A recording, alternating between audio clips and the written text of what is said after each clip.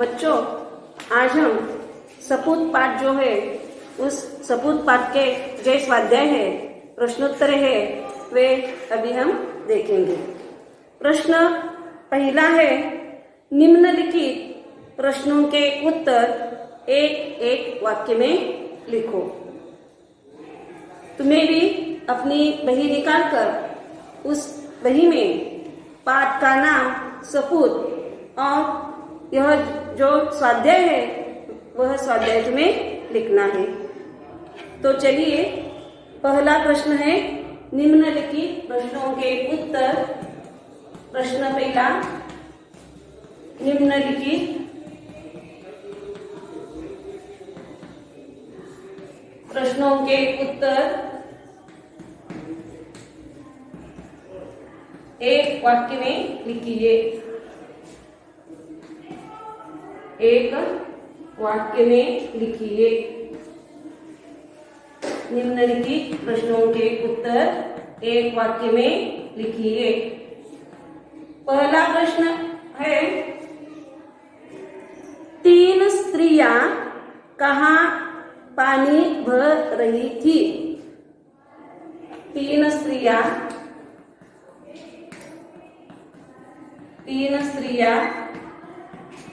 कहाँ पानी भर रही थी?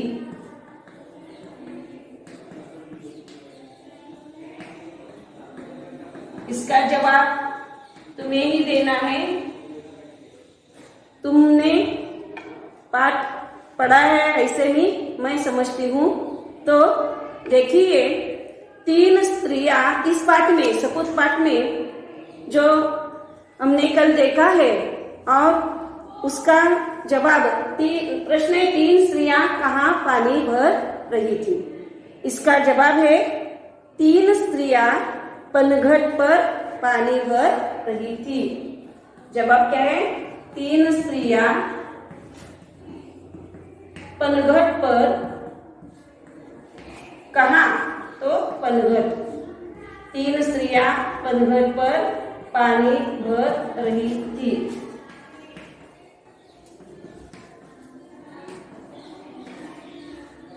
दूसरा है प्रश्न, पनघट कैसा था? पनघट कैसा था?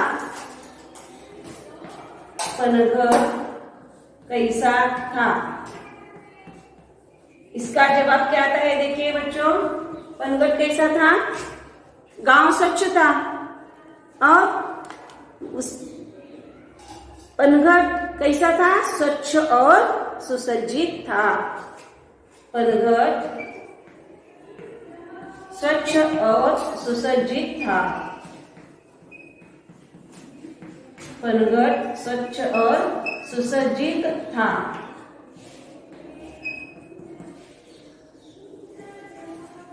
तीसरा प्रश्न है, आदर्श गांव में, यह आदर्श गांव था, इस आदर्श गांव में सफाई की क्या व्यवस्था थी? आदर्श गांव में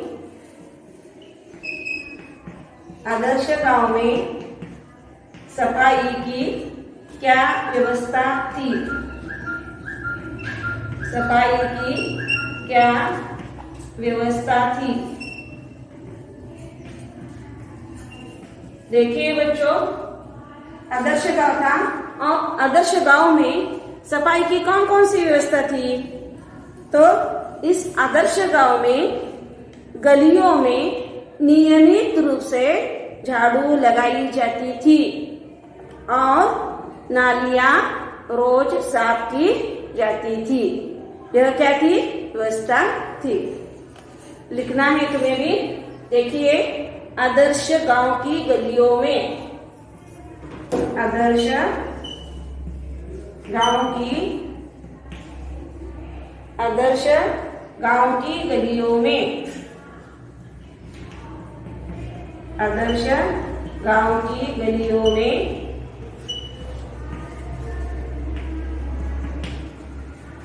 आदर्श गांव की गलियों में नियमित रूप से झाड़ू लगाई जाती थी। झाड़ू लगाई जाती थी और झाड़ू लगाई जाती थी और नालियां रोज साफ की जाती थी। नालियां रोज साफ की जाती थी। नालियां रोज साफ की जाती थी। हमने देखा है इस पाठ में 3 स्त्रियां पनघट पर पानी भर रही थी। तो चौथा प्रश्न है,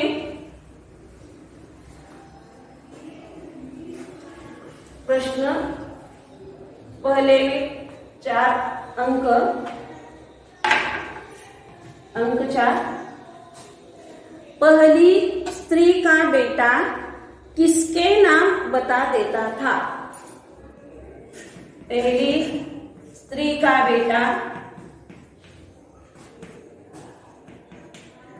किसका नाम बता देता था? किसका नाम बता देता था? पहली स्त्री का बेटा किसका नाम बता देता था? तो उसका जवाब है, पहली स्त्री का बेटा आकाश के तारों को देखकर उसके नाम बता देता था। जवाब है, पहली स्त्री का बेटा आकाश के तारों को देखकर, आकाश के तारों को देखकर, आकाश के तारों को देखकर उसका नाम बता देता था। उसका नाम बता देता था।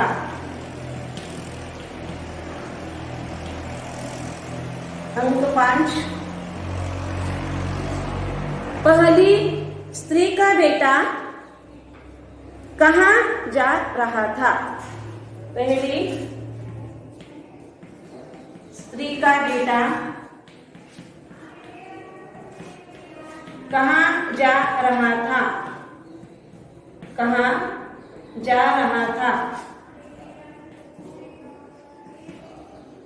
पहली स्त्री का बेटा कहाँ जा रहा था? पहली स्त्री का बेटा व्याख्यान देने जा रहा था। पहली स्त्री का बेटा व्याख्यान देने जा रहा था। व्याख्यान यानी भाषण, व्याख्यान देने जा रहा था।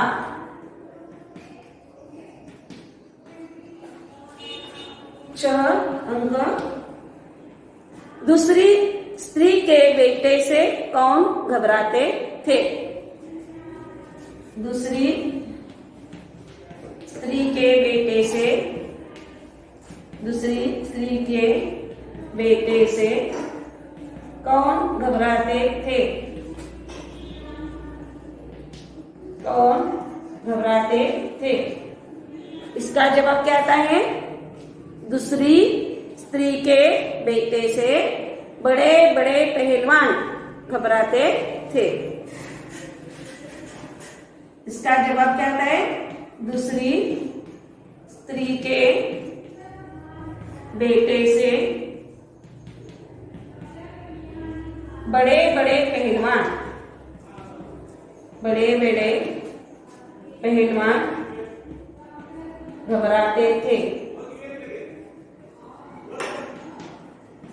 बड़े बड़े पहलवान घबराते थे। अंक 7, दूसरी स्त्री का बेटा क्या करके आया था? दूसरी स्त्री का बेटा क्या करके आया था? क्या करके आया था? इसका जवाब क्या आता है? देखिए, दूसरी स्त्री का बेटा दंगल में एक नामी पहलवान को बुरी तरह पछाड़ कर आया था। पछाड़ना इसका अर्थ है पछाड़ना, हराना। तो दूसरी स्त्री का बेटा, इसका जवाब क्या है देखिए, दूसरी स्त्री का बेटा,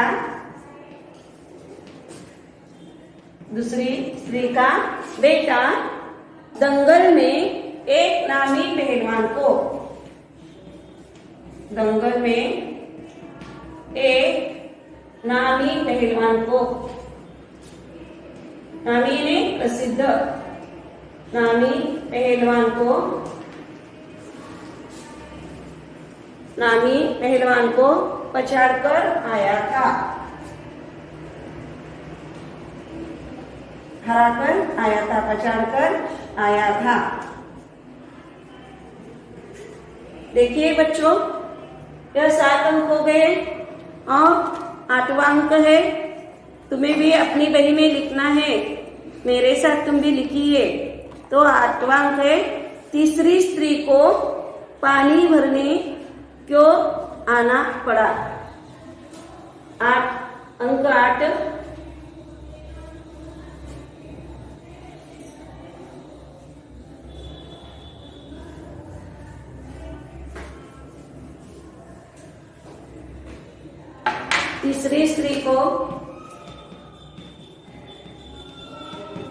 तीसरी स्त्री को पानी भरने क्यों आना पड़ा, पानी भरने क्यों आना पड़ा।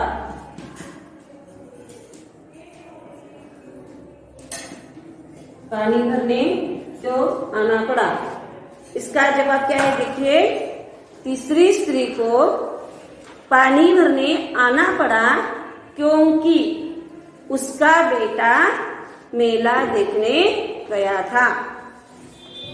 इसका जवाब क्या आता है देखिए, तीसरी स्त्री को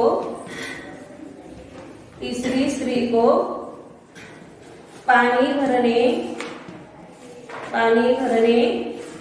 आना पड़ा क्योंकि उसका बेटा मेला देखने गया था, मेला देखने गया था, मेला देखने गया था। और अंक 9 अंक। इस पाठ से तुम्हें मालूम हो गया है किसका बेटा सपूत था। तुम्हें जवाब तुम्हें भी देना है, किसका बेटा सपूत था। तो इसका जवाब है तीसरी स्त्री का बेटा सपूत था। 9 अंक, किसका बेटा सपूत था, किसका बेटा सपूत था। इसका जवाब क्या आता है, तीसरी स्त्री का बेटा सपूत था, तीसरी स्त्री का बेटा सपूत था। यह जो हमने अभी देखा है, एक वाक्य में उत्तर लिखिए। और इस पाठ में यह संवादी हुए है कहानी, यह कहानी, इस कहानी में कई पहली स्त्री, दूसरी स्त्री, तीसरी स्त्री, उनके बेटे, इनमें संवाद भी हो गए हैं। इसलिए इस पाठ में नीचे दिए गए वाक्य किसने किससे कहे हैं, यह दूसरा प्रश्न है। यह दूसरा प्रश्न भी हमें अभी लिखना है, देखना है। प्रश्न अभी दूसरा,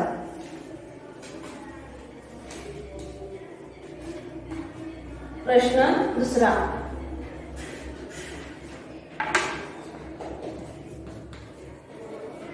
प्रश्न दूसरा, प्रश्न दूसरा क्या है देखिए बच्चों, नीचे दिए गए वाक्य किसने किससे कहे हैं। नीचे दिए गए वाक्य, नीचे दिए गए वाक्य किसने किससे कहे हैं, किसने किससे कहे हैं, किसने किससे कहे हैं। पहला वाक्य है, देखिए बच्चों, पहला वाक्य क्या है? जब से शहर से पढ़कर आया है, चारों ओर उसकी धूम मची है। यह वाक्य किसने किससे कहे हैं? यह वाक्य लिखिए। जब से, यहाँ विराम चिन्ह के और भी तुम्हें ध्यान देना है। दोहरा अवतरण चिन्ह, जब कोई बोलता है तो उसका वाक्य जो होता है तो दोहरा अवतरण चिन्ह में होता है। दोहरा अवतरण चिन्ह में लिखना है यह वाक्य, जब से शहर से पढ़कर आया है। जब से शहर से पढ़कर आया है,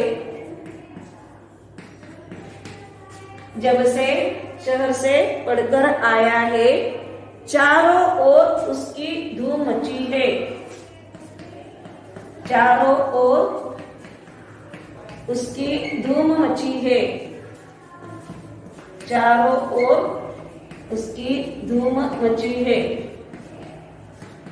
देखिए बच्चों, यह वाक्य किसने किससे कहे हैं? तो यह वाक्य पहली स्त्री ने अन्य दो स्त्रियों से कहा है।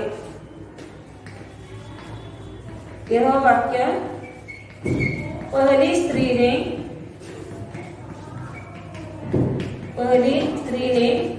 अन्य दो स्त्रियों से कहा है। अन्य दो स्त्रियों से कहा है।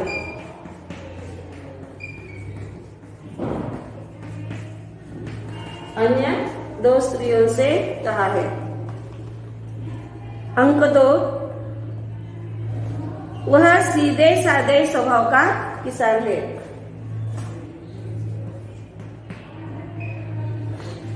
यह दोहरा अवतरण चिन्ह पूरा होता है। दोहरे अवतरण चिन्ह में वह सीधे साधे स्वभाव का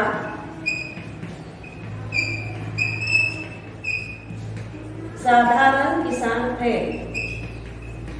साधारण किसान है।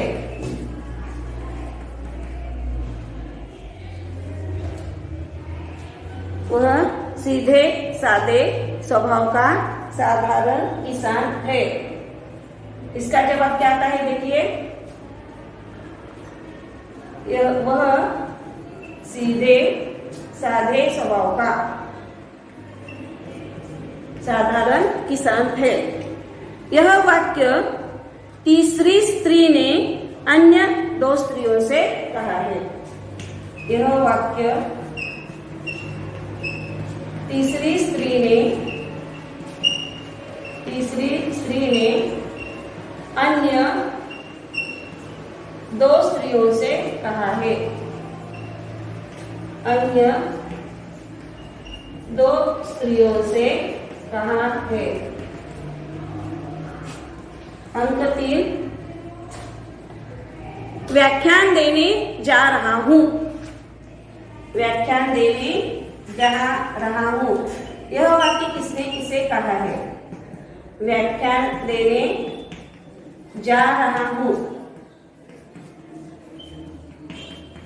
यह वाक्य किसने किसे कहे? तो यह वाक्य पहली स्त्री के बेटे ने मां से कहा है। यह वाक्य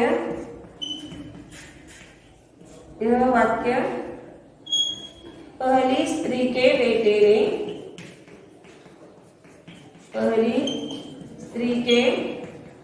बेटे ने मां से कहा है।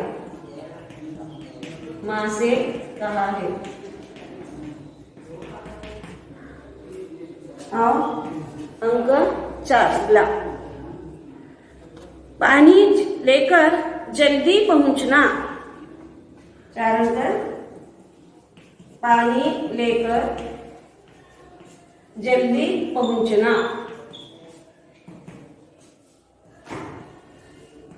यह वाक्य किसने किससे कहा है? तो यह वाक्य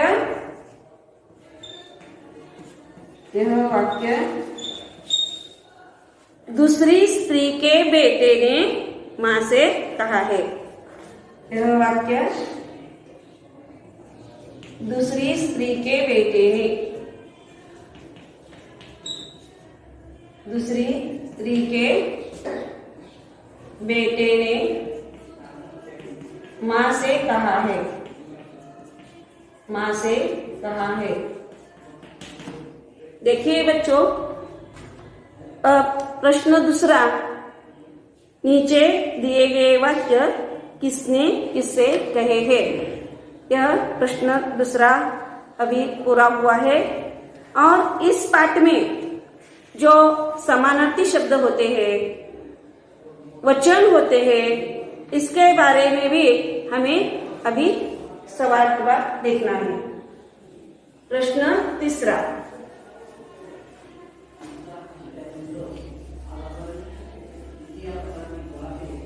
प्रश्न तीसरा, जो व्याकरण के भी प्रश्न हैं वे भी हमें लिखना है। कोष्टक में से समानार्थी शब्द चुनकर लिखो। प्रश्न तीसरा है, प्रश्न तीसरा है, कोष्टक में से समानार्थी शब्द चुनकर लिखो। समानार्थी शब्द चुनकर लिखो।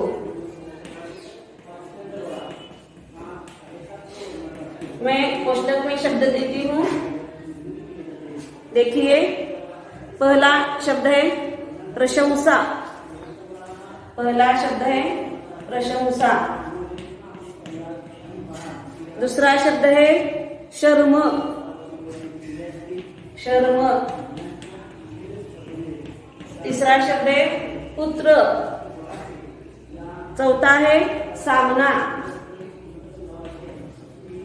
सामना। पांचवा शब्द है उत्साह। उत्साह। और छठा शब्द है साधारण। यह कोष्टक में शब्द मैंने दिए हैं।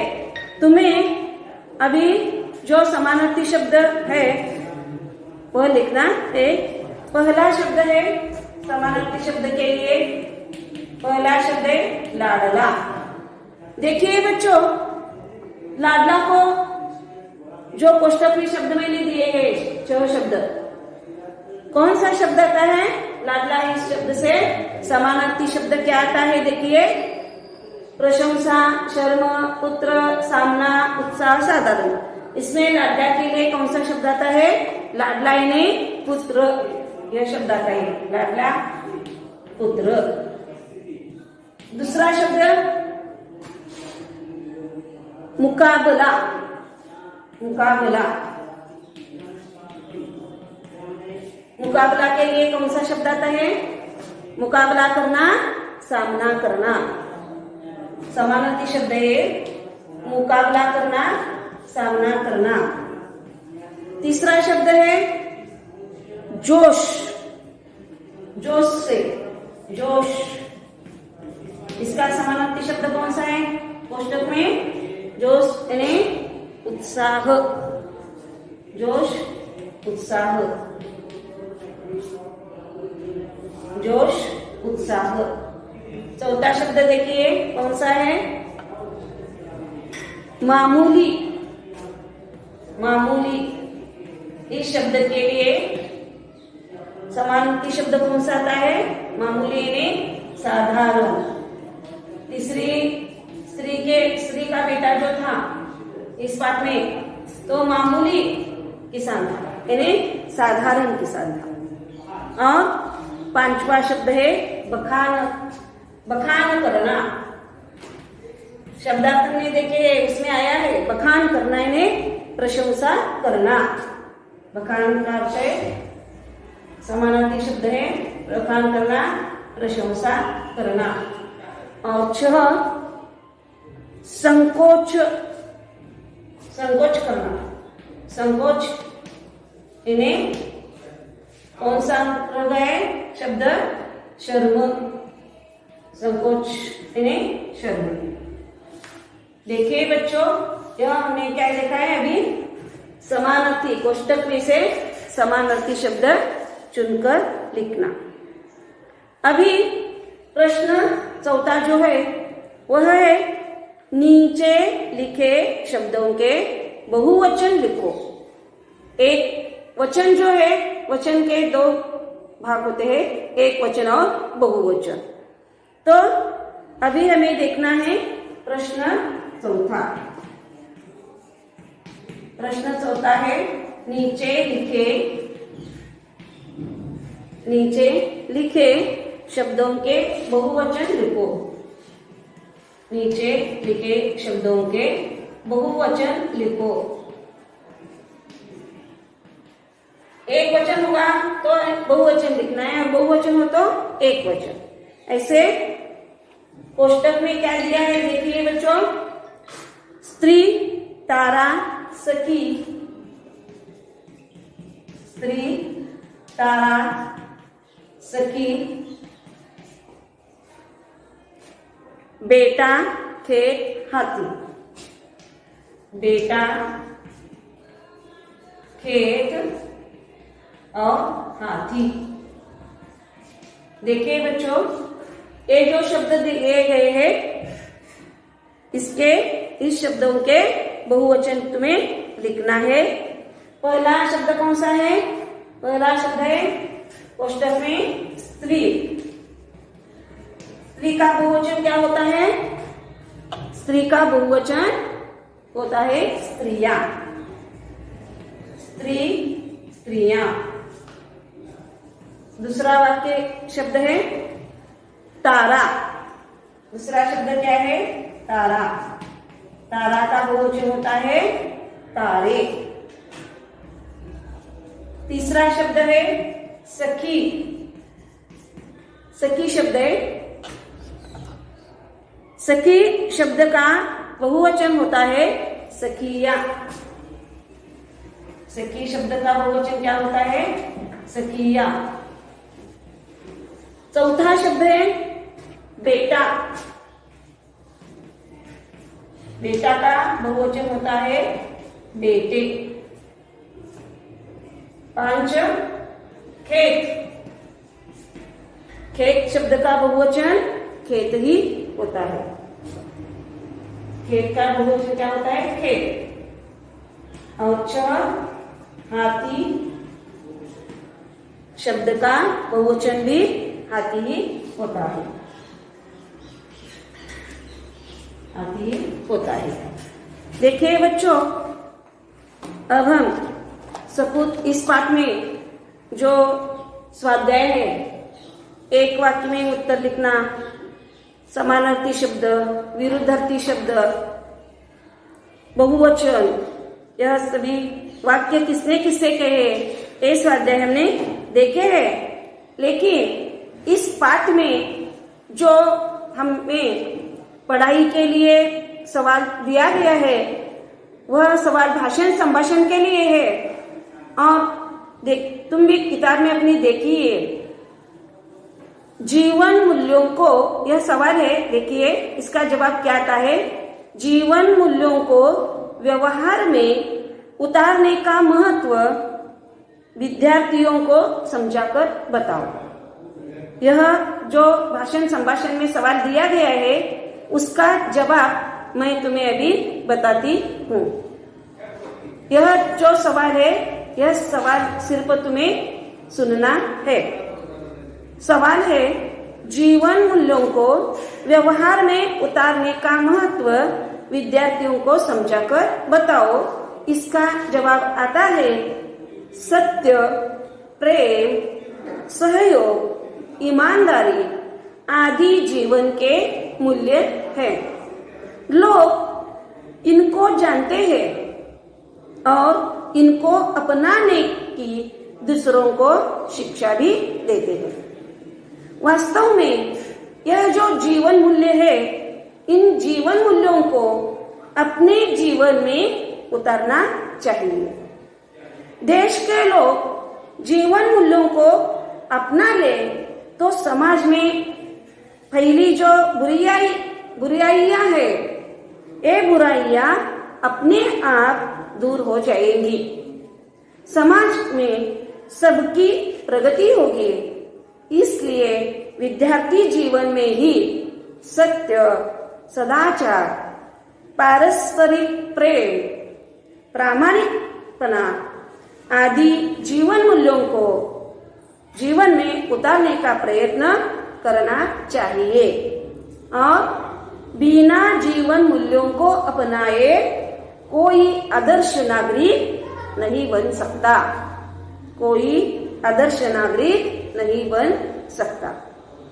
देखिए बच्चों, इस पाठ में कई उपक्रम और कृति भी तुम्हें करना है और वह कौन कौन से है, तो कामों की सूची तुम्हें बनाना है। वह सूची कौन कौन सी होगी, तो घर को साफ सुथरा रखने में, दूसरा है बाजार से सामान लाने में, तीसरा है छोटे भाई के रोने पर उसे बहलाने में, चौथा है धुले हुए कपड़ों को सुखाने में। तुम अपनी माँ को कौन कौन से काम में सहायता करना है, यह काम की सूची है। और मुन्नी की दूध की बोतल जो होती है वह साफ करने में तुम माँ की सहायता कर सकते हो। और मेहमान आने पर उसका स्वागत करने आदि में तुम अपनी माँ की सहायता कर सकते हो। यह अभी हमने जो सपूत पाठ के जो स्वाध्याय है यह अभी देखे हैं। धन्यवाद।